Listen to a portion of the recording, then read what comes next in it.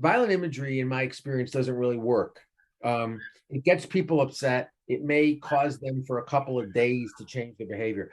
People need to understand it doesn't really matter how we treat them. What the problem is we're bringing beings into existence for the sole purpose of killing them.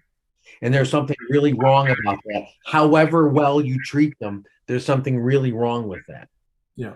And that's so I stopped showing them. I don't show them violent stuff anymore. And I don't allow it on my page. Mhm. I don't post violent imagery on my page. I don't allow other people to post it on my page. And so that's how I feel about that. I mean, I think Peter's got a lot of problems. I think the problem is the animal movement is a business, and they've got to keep the donor. I mean, these are organizations that bring in a tremendous amount of money, and I mean a tremendous amount of money. I mean, PETA is a monster. It brings in millions and millions of dollars, and in order to do that, in order to sell that big, you got to sell out, and that's the problem. And so I don't have a whole lot of time for them. I don't have anything to do with any of the animal groups. I think they're all really problematic. I think this is a simple idea in many ways. Well, Uh, so Gary, is it all is getting down to the bottom line? Is it all about education? Like instead of hitting carnivores over the head with statistics or images or whatever, what path is more likely to be successful in opening people's minds and not nonviolent advocacy, nonviolent education. I mean, that's the only thing that's worked. This is not like human slavery, where you had a chunk of people who were um, opposed to slavery. I mean, slavery was never ubiquitously accepted. There was a large number of people who objected to it, and so there was always tension about slavery. Animal exploitation is part of everybody's life. It's ubiquitous. It's ubiquitous, and so you don't solve a problem like that, by engaging in violence. I have a, I one of the things that this Montreal Declaration mentions is that we should advocate the closure of slaughterhouses. And I said, what the hell sense does that make? Slaughterhouses are there because there's demand.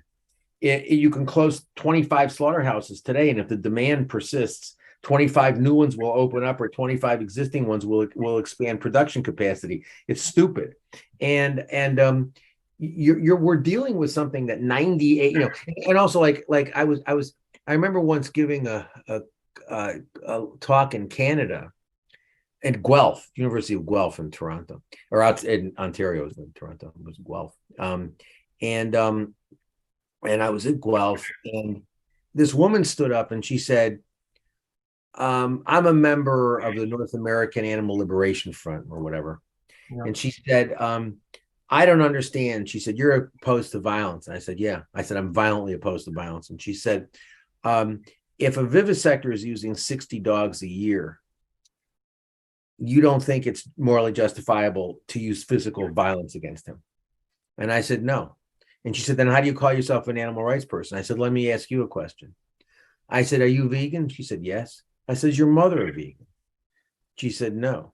What's my mother got to do with it? I said, just answer my question. Is your mother vegan? She said, no. She said she doesn't eat beef. And I said, okay, that's interesting. I said, what's she eat? She eats chicken, she eats fish. I said, she eats chicken or fish once a week? Oh, yeah, more than once a week. I said, your mother is responsible for more than 60 chicken and fish deaths every year. Is it okay to use violence against your mother? And she said, well, that's a different issue. I said, no, it's not. I said, the problem is, what sense does it make to talk about using violence to solve a problem in a society where 98% of the people are involved in participating in the violence? It just doesn't make any sense. I Right. said, I don't like violence anyway. I said, but violence in this context is not only immoral, but incredibly unsound intellectually, because you can't possibly change the society. You don't shift this paradigm by violence. You shift this paradigm by nonviolent education. And I believe we could do that. I mean, I do that every day of my life, and it works. Look, man, I'm almost 70. I wouldn't waste my life. Um, I have a job. I get paid no matter what. Yeah. As long as I walk in and I'm not, I mean, as long as I walk in and stand in front of the class, nobody says anything. Right. I have tenure. I can never get fired. And and I wouldn't do this if I didn't think it works, but I know it works. I mean, I get emails. I got 3 emails today, and I've been very, very busy, and I Right. haven't been paying much attention, but I got 3 emails today from people who heard lectures I gave at various times. One about 6 years ago. The Okay. one guy wrote to me, and he said, "When I first heard you talk, you really pissed me off. Mm. I didn't know why you pissed me off, but you did, and he got me very angry. But the more I've been thinking about what you said, and now I've read some stuff you've written, and now I've become vegan. And I see my view is I'll get up every day and keep doing this if I get one of those emails. It's like one of those emails to me, Matt.